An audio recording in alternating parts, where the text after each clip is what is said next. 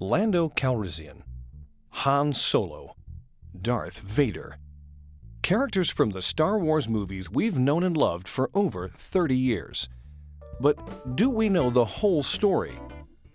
Could it be that there's a secret chapter to this saga fans know nothing about?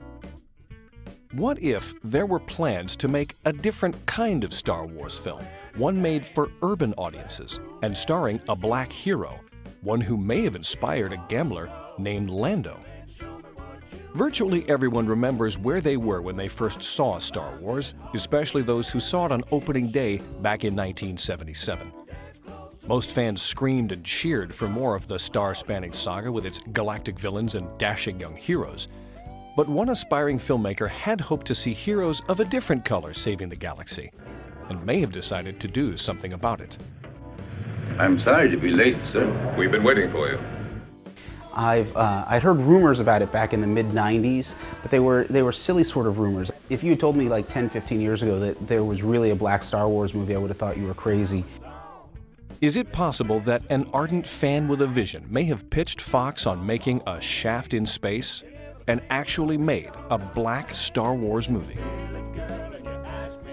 Growing up in Picayune, Mississippi during the days of segregation, Frederick Jackson was introduced to film at an early age thanks to his father, who owned a small chain of colored-only movie theaters in Mississippi that catered exclusively to African Americans at a time when they could not watch movies with whites.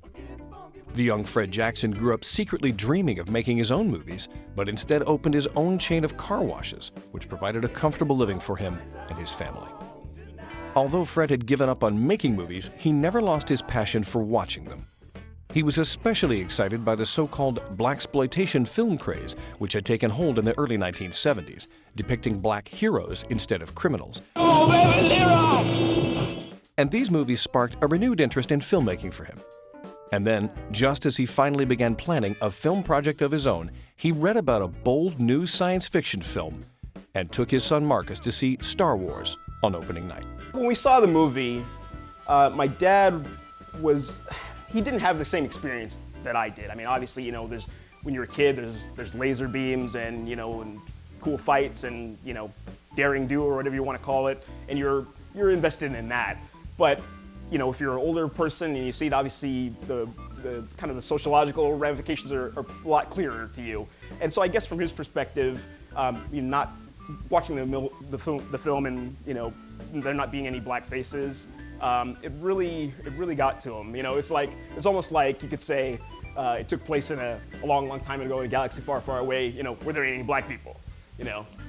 Inspired by the rampant success of Star Wars and determined to bring his particular vision to the silver screen, Frederick Jackson set out to make a movie that would give black audiences a chance to see themselves in an outer space adventure, carving out a little place in a genre that had previously been occupied almost exclusively by white heroes. I mean, when you really understand the history of this, it's not what we're talking about with black Star Wars. It's not how did this happen, it's why didn't it happen.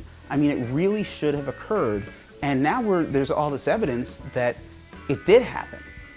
Marcus told friends and family about his dad's abortive film project from time to time, but most people treated him like he was either crazy or a liar whenever he said his dad had directed a black version of Star Wars. My father, his legacy is very important to me. I mean, this is something that he dreamed about pursuing, and if there's some further evidence out there of this, then, you know, it would just mean a lot.